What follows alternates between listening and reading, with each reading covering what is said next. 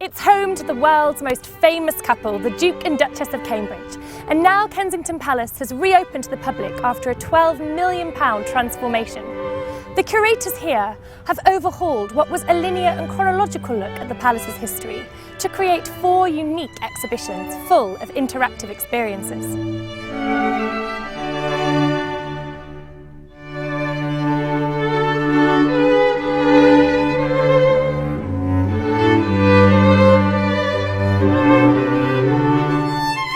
So here we are with Lucy Worsley, the Chief Curator at Historic Royal Palaces. Now Lucy, talk us through the 4 exhibitions. We've kind of split the palace up into 4 self-contained routes or stories, each from a different century of royal history. You can explore their history going back, and you can explore all the different individual stories. One thing that's really struck me as we've gone round is that there's lots of things going on. You've got the walls whispering to you, you've got actors, you've got projections.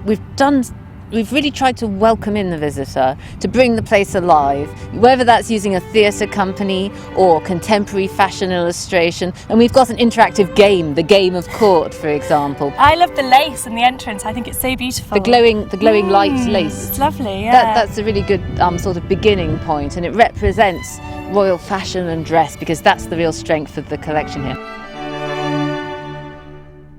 Perhaps one of the main attractions is an exhibition of 5 of Princess Diana's dresses. And to get to it, you have to walk through this amazing corridor full of newly designed Diana wallpaper.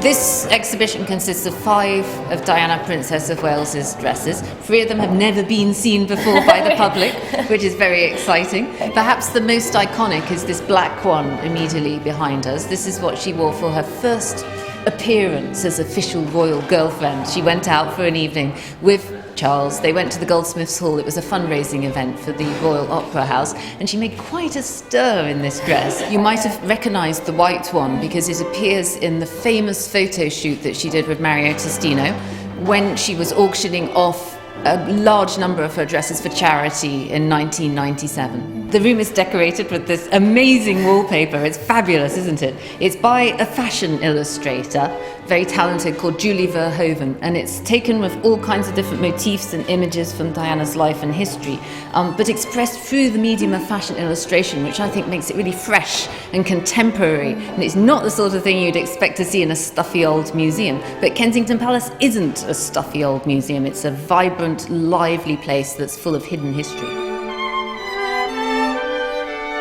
One of the most exciting things about Kensington Palace is the fact that Queen Victoria was born here, grew up here, first set eyes on Albert just out there, and aged 18 and 3 weeks she became queen here. She inherited the throne. On that morning she came into this room to hold her first meeting of the Privy Council, and she wore this dress. And I love it because it gives a sense of just how tiny and vulnerable she was at the age of 18, and her uncle the king had just died, so she had to appear in mourning, and this was a black dress, although the dye has broken down over time.